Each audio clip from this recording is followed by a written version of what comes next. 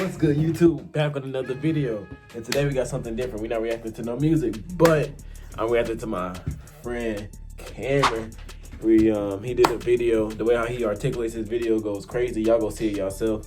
I'm excited because his thumbnail is crazy. I'm gonna put the thumbnail right here.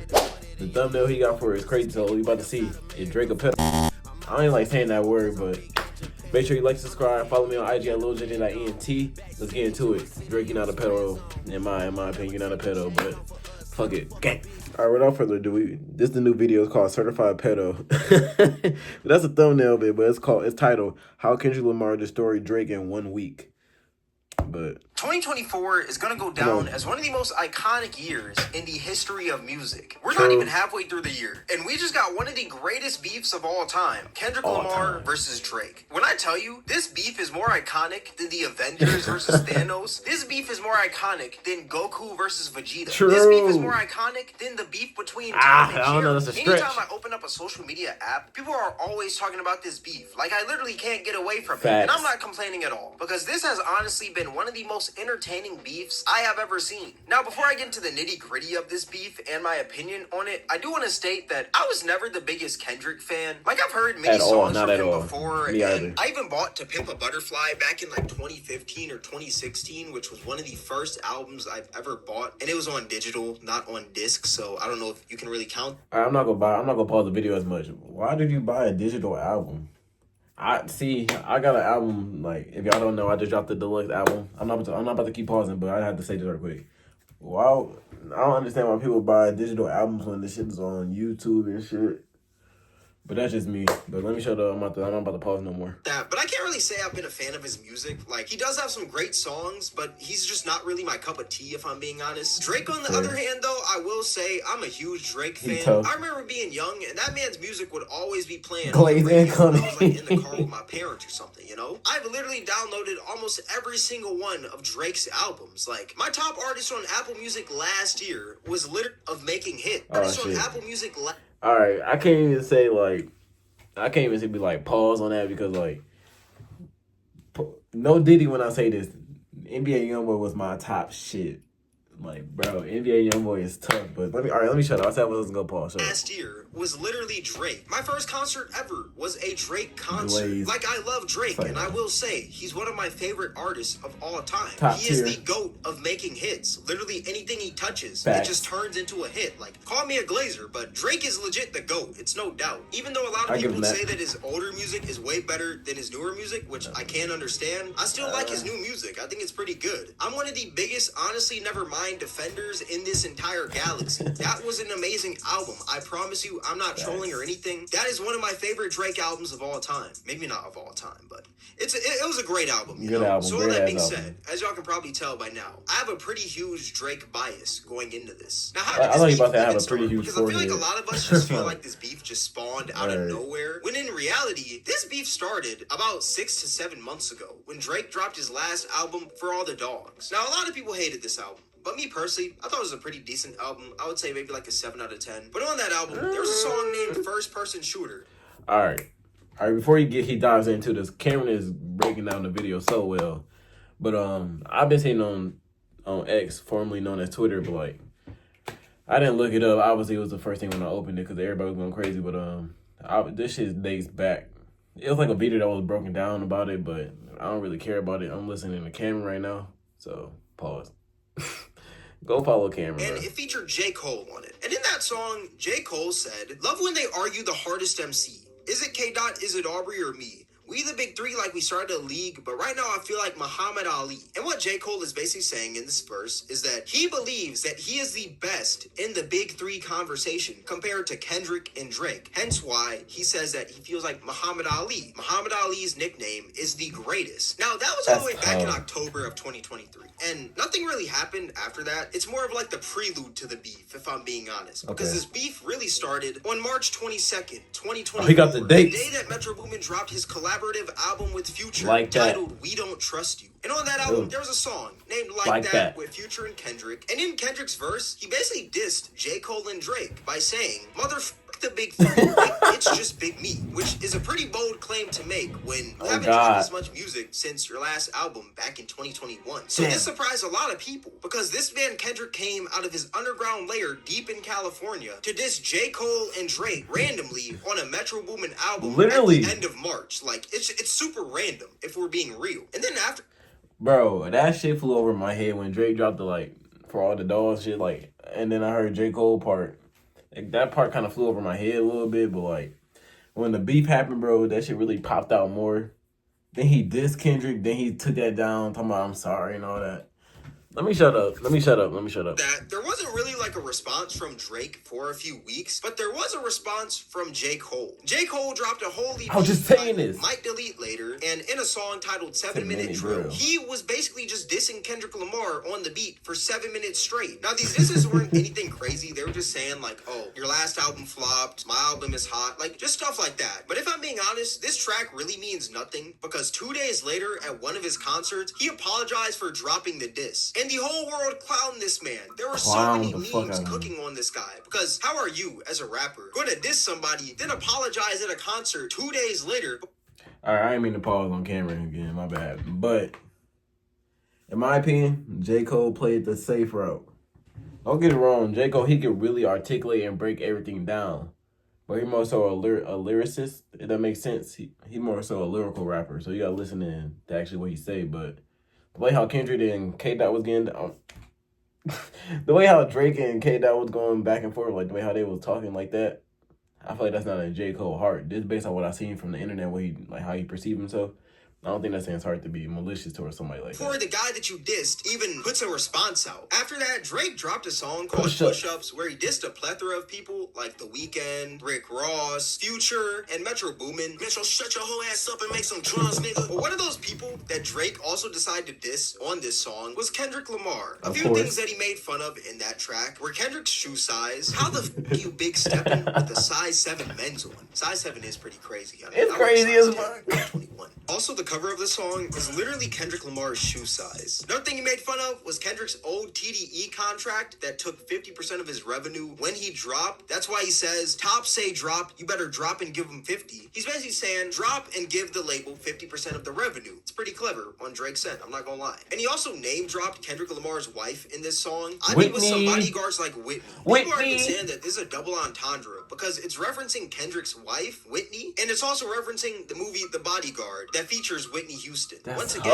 that is pretty clever by Drake. After that, Drake also dropped another track named 𝙺𝚘𝚘𝚘 Freestyle, which, if I'm being honest, is one of the worst disses I have ever heard in my entire life. If I was a newborn baby and you gave me a mic, I could probably make a better diss than that, if I'm being real. In the song, the man was using an AI voice of like Tupac and Snoop Dogg, and the way it came out, it just sounded like straight dookie cheeks. Like, I believe that Drake got a lot of unnecessary hate during this whole entire beef, but at the same time, I believe that Drake deserved every single bit of hate he got from dropping this track. If I never heard a Drake song in my life and somebody turned on 𝙺𝚘𝚘𝚘 Freestyle by this man, I'm not gonna lie, that would turn me into a full-time Drake hater. If anything, I would even hate the place he came from. I would hate Canada all because of Drake, just from 𝙺𝚘𝚘𝚘 Freestyle. That's how garbage it is. And after that, everyone was pretty much thinking that the beef was over because Kendrick Lamar didn't respond to J. Cole or Drake for about like 2 to 3 weeks. And you know how people's attention spans are nowadays. If somebody doesn't reply to some beef in the next 24 hours, they're automatically lost, according to the internet. But then randomly, out of nowhere, on a Tuesday, Kendrick Lamar drops this track called Euphoria. And this track swayed the opinion of many hip-hop fans. People even myself. After Kendrick, hearing this, I was like, geez, my goat is cooked. He's got to get up. This is far more than rap beef. And in this track, Kendrick basically states that Drake is putting up a front,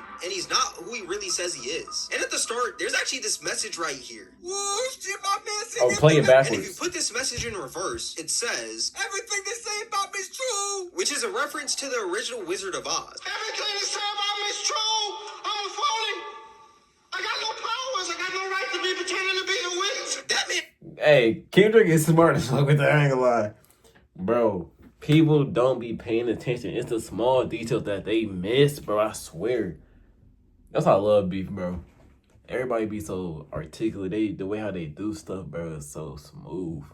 Kendrick was in his bag with that. Kendrick also states that he's Drake's biggest hater. He hates how he walks, he hates how he talks, he hates how he dresses, and he also hates how Drake is always sneak dissing. He also says that Drake is a deadbeat father, and he also makes fun of Drake's Canadian accent, which is pretty funny. I be a New Hall King eating fried rice with a dip sauce and a blammy, Crody. Tell me your cheesing, fam. We could do this right now on the camera, Crody. There's also this one line that had me dead, where he says, "When I see you stand by sexy red, I believe you see two bad bitches." He's basically saying that man Drake sees himself as a woman. That's a clever way to say that. I'm not gonna lie. That's and tough. At the end, Kendrick also says that he doesn't want to hear Drake say nigga anymore. And yeah, that's pretty much like the whole gist of Euphoria. And after that, Kendrick dropped the song 616 in LA. And there's not much to really take away from this song, except for there are some moles in OVO, and they're working against Drake, and that's how Kendrick is getting all this intel on Drake. And after that, Drake drops Family Matters, which, in my opinion, is one of the hardest songs in this entire beat. This song also came with the video, which that was pretty sick. Shout out Drake for that. And in the song, Drake basically says that Kendrick is a fake gangster, Kendrick is a wife beater, one of Kendrick's kids don't even belong to him, they belong to Dave Free, which is one of Kendrick's longtime friends. And also Kendrick is a fake black activist because he cheated on his wife with a white woman. And when I tell you this video is crazy, at the start you got the van from the cover of Good Kid Mad City being destroyed, and at the end you got this footage of Drake flexing all this memorabilia from all these different artists. Like you got Tupac's ring, and then you also got Michael Jackson's glove. But one of my favorite shots in this video is the one where it's like these two cakes, and one cake says happy co-parenting, and the other says happy divorce. It's basically Drake once again saying that one of Kendrick's kids don't belong to him, and his wife cheated on him, which is a straight up disrespect. And then on that same day that Drake dropped Family Matters, within like an hour, Kendrick drops Meet the Grams, which is this song that has like this dark and eerie vibe to it. And in the cover art, you got Drake's prescription.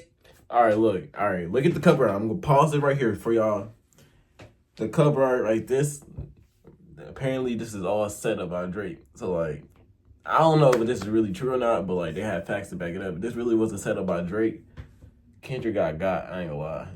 He got baited. I think that's why he dropped Not Like Us, which went tough, but let's let Kameron speak. And like Drake's receipts that Kendrick has gotten from these moles in Drake's entourage. And to summarize this whole song, Kendrick basically exposes Drake for having an 11-year-old daughter that he doesn't take care of, and he's a deadbeat father to. He also says that Drake shit fucked up, but we at 9:04. Let's go. It's to be rated like Diddy's. And he also says that Drake is a master manipulator and a complete liar. And what I like about this song is that there's like 4 different parts to it, or there's 4 verses that are targeted towards 5 different people. The first verse is targeted towards Drake's son Adonis. The second part is targeted towards Drake's mom and dad. The third part is targeted towards Drake's unknown daughter. And the last part is targeted towards Drake himself. Obviously. Like, this was a well-crafted song, if I'm being real. After that, Kendrick drops Not Like Us, where he basically just calls Drake and his boys pedophiles and apex predators the entire song. I'm not gonna lie, this song probably had to have some of the funniest lyrics out of this whole beef. To any bitch that talked to him and they in love, just make sure you hide your little sister from him. Certified lover boys, certified pedophile. Why are you trolling like a bitch? Ain't you tired? Trying to strike a chord, and it's probably A minor. Freaky ass nigga. He is 69 God. This man basically called Drake the freaky pedo boogeyman for 4 minutes and 33 seconds. Literally. You can't tell me that isn't funny. This song was probably one of the catchiest songs out of this entire beef. I wouldn't say that it was the best, but it was one of the catchiest. When I first listened, I was like, it's alright. But after listening a few more times, this song is now stuck in my head. After that, Drake dropped The Heart Part 6, and in this song, Drake basically talks about the false information that he fed Kendrick throughout the beef through the moles that he sent. Remember how in 616 in LA, Kendrick was talking about how Drake has some moles in his entourage? Yeah, those were sent by Drake. So the thing about the 11-year-old daughter, that was a lie. So in this song, he's basically calling Kendrick a liar because he's spreading false information and spreading rumors without fact-checking because he's so thirsty for intel on Drake. Another thing that Drake does in this song is denies the pedo claims that Kendrick and the internet made against him. He says, if I was fucking young girls, I'd be arrested. I'm way too famous for this shit you suggested. And that logic honestly just doesn't make any sense, if I'm being honest. He also sense it all because you got dudes like Dan Schneider walking around freely in this world. And that man is literally a pedo. Like we've heard about everything he's done in documentaries. So for Drake to say that, that's just kind of dumb, if I'm being honest. He also says, only fucking with Whitney's, Kendrick's wife, not Millie Bobby Brown's. I'd never look twice at no teenager. Then he also... No one said nothing about Millie Bobby Brown. I was confused why he even brought her up. But,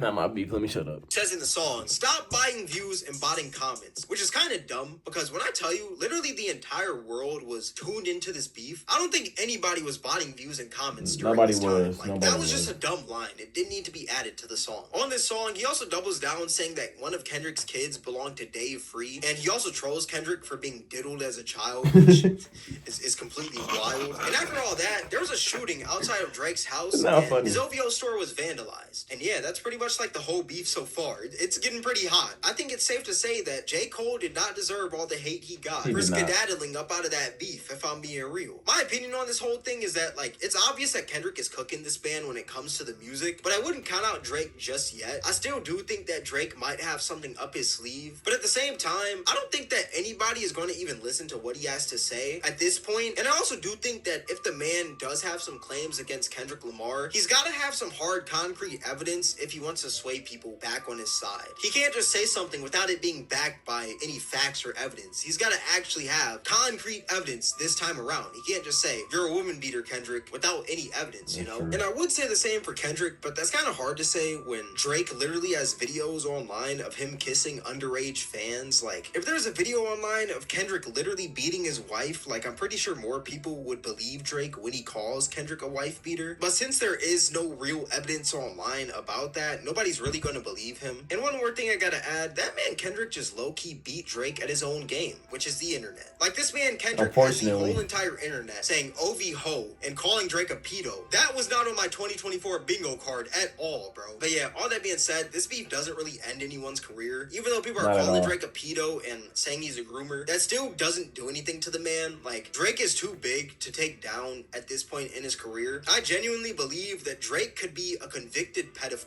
and people would still listen to his music. Like, as sad as it sounds, it is true. One thing this beef has made me do, though, is go back and listen to Kendrick's older music, because, like I said, I never really listened to him like that. Like, the other day, I was at the gym, and I was bumping Section 80, and I'm not gonna lie, that was a pretty good album. But yeah, that's, like, my whole opinion on this beef. If anything, this beef was a huge win for the music industry itself. This beef had everyone tuned in, and that's amazing to see. Even though it's two artists going at it, and they're trying to take down each other's careers, I still think it's amazing how everyone was talking about this. But yeah, with all that being said, this is going to wrap up the video. If you guys made this far, I appreciate you. If you guys enjoyed this video, then I highly recommend you guys check out my most recent video. It'll be right up here on the screen. All that being said, thank you guys for watching. It's Cameron, and I'm out.